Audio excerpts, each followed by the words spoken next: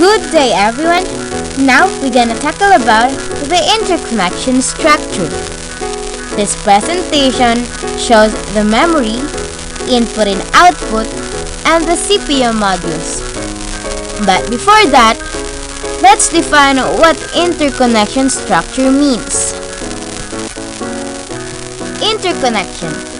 It is the collection of paths connecting the various modules. And now, let's go on to the first topic. The types of exchange of information. A computer consists of three basic types of modules such are the processor, the memory, and the input-output module. These three types are communicating to each other. The next topic is the module of the system. But before that, do you ever wonder what is module is? A module is a separate unit of software or the hardware. Typical characteristics of modular component includes portability, which allows them to be used in a variety of systems, and interoperability, which allows them to function with the components of other systems. The first one is the memory module.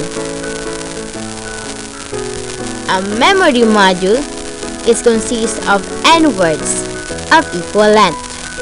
Each word is assigned a unique numerical value of 0, 1, so on, and -1.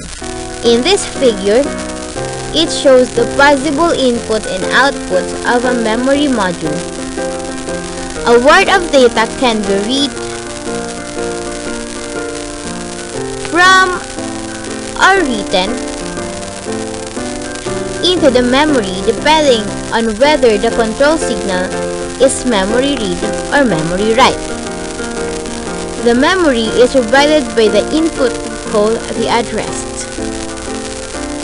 The memory module consists of two signal lines and two multiple lines.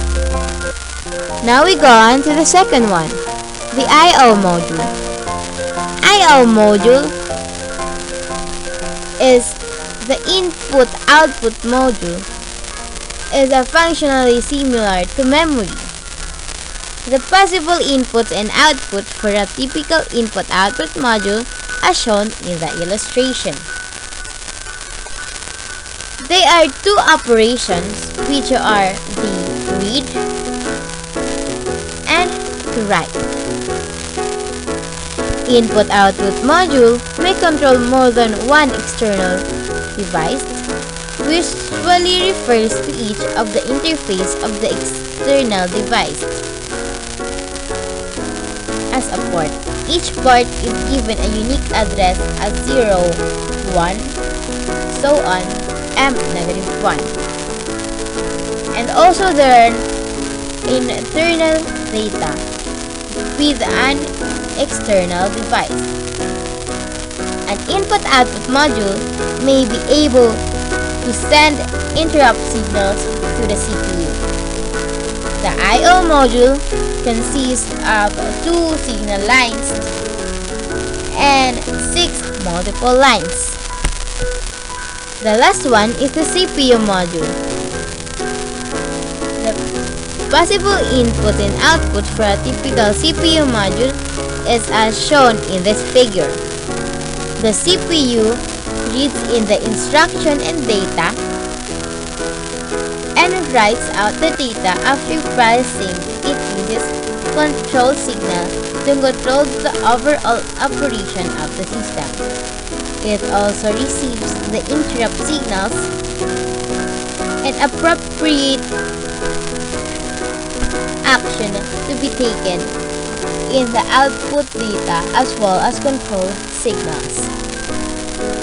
The CPU consists of 6 multiple lines, which are the instructions, data, interrupt signals, address, control signals, and data. Did you know that different types of transfer? There are two types of transfers that are classified.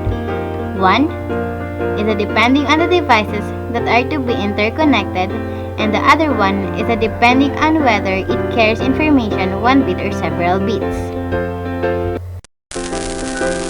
Types of transfers between different modules.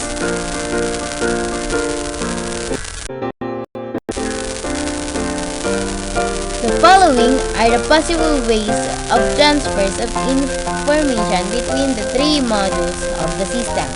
The first one is the memory to processor.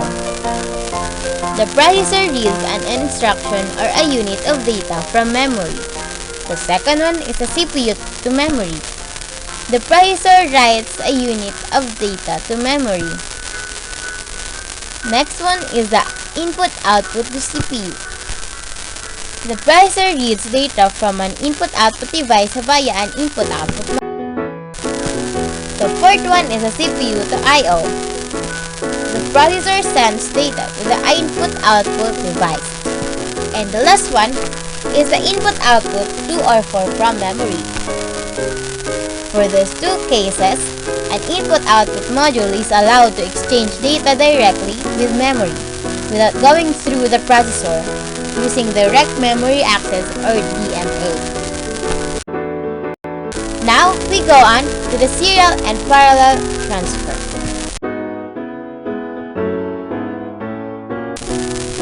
The first one is the serial transfer. The serial transfer is the transmission of information as a sequential unit. For example, if two computers connected by a single wire wish to communicate an 8-bit unit of information, the sending computer would transmit each of 8 bits in sequence over the wire, while the receiving computer would reassemble the sequential bits into the original 8-bit unit.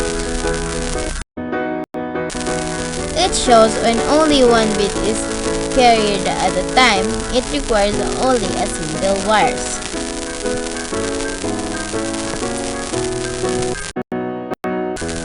And the last one is a parallel transfer. A parallel transfer is a transmission of multiple units of information concurrently. For example, if two computers connected by 8 wires wish to communicate an 8-bit unit of information, the sending computers would present all 8 bits of the same type, 1 bit per wire.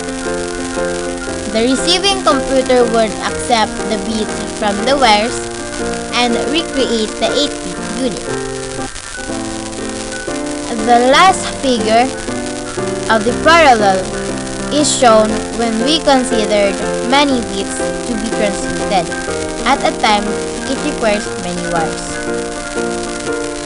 These many wires together constitute a bus and the mode of transmission as parallel transmission.